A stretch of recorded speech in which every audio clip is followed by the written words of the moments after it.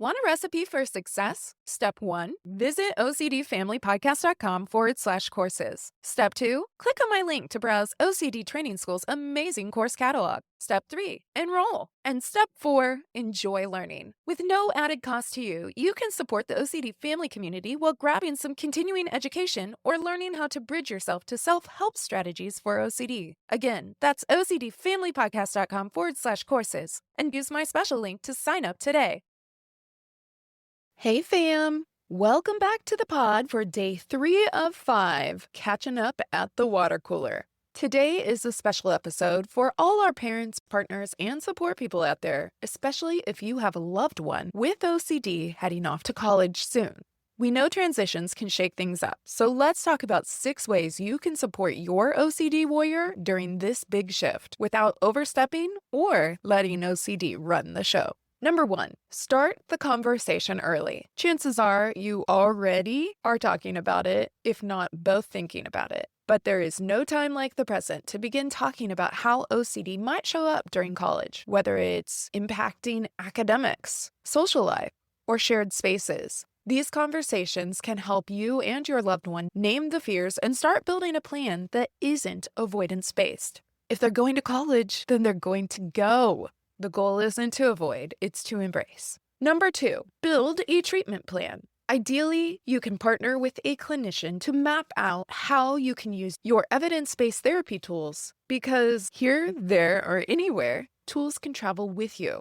If your loved one is not in treatment yet, now's a great time to start, because the goal is to empower our loved ones. We may want and desire to protect them, but we cannot protect them from OCD. OCD is functioning in the brain, and the best support we can provide our loved ones is empowering them to know how to manage it. So whether they're traveling across town, across the state, or across the world, knowing how you can build that treatment plan and have that support in place is really important. But just a quick reminder, this isn't therapy. This is the fam hanging out, talking college transitions, or even leaving the nest. A lot of the same principles apply. And it leads us into our third point, adjacent but a little bit different. Plan for a care community. How can your loved one be connected? Isolation is a petri dish for intrusive fears. So how can they connect on campus? What are their interests? Are there groups involved in that? But this isn't just for them, fam. It's for you too. Who is your care community? Do you have any family support groups where you can go, gosh, I'm anxious about this? Or what do I do if they call freaking out in the middle of the night? How can I manage this? Your care community is not second to your loved one's care community. Everyone is affected by OCD and everyone deserves support. So knowing where support lies ahead of time can help ease anxiety and build confidence for both you and your loved one.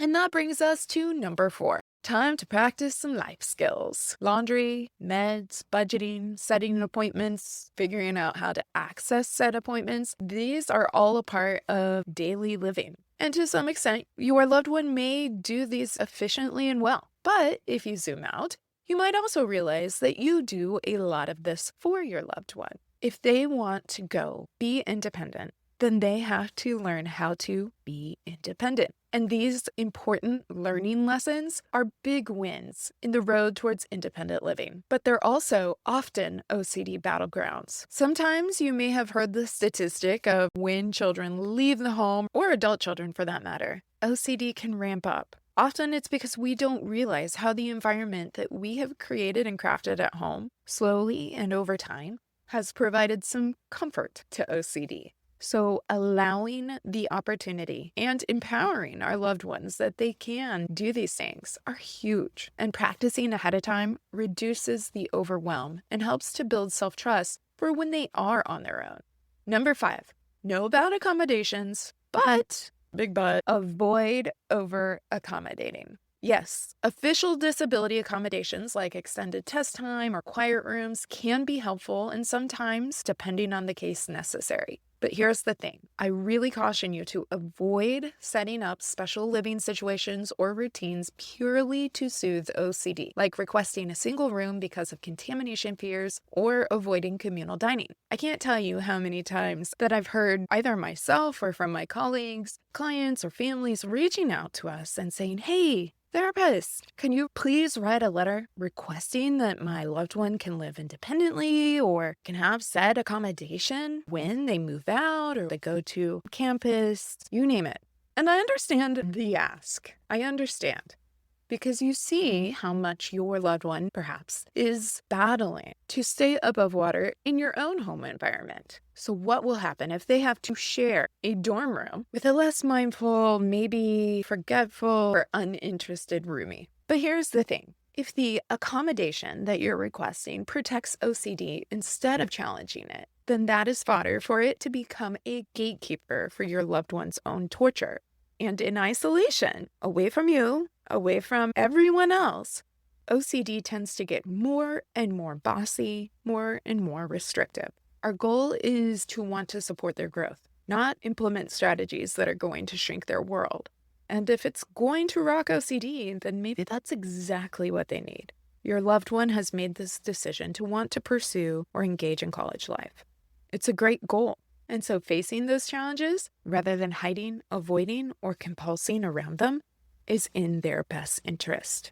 And then lastly, number 6, we want to encourage autonomy. So let's let our loved ones take the lead when possible. It's going to be really hard, particularly if you have been battling through the last couple of years, hormonal changes, all the things that have been amplifying and screaming torture when it comes to OCD. But we need to resist the urge to check in constantly or to solve every spiral. Whether they're still living at home, attending a community college, across town, across the state, or across the world. Saying things like, I know you can handle this, or I trust your tools.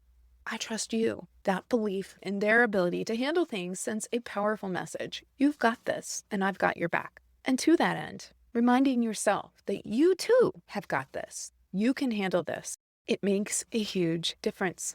Okay, so too long don't read version. College is a big deal, and it's okay to feel all the feels. But with some planning, support, and space, your OCD warrior can thrive.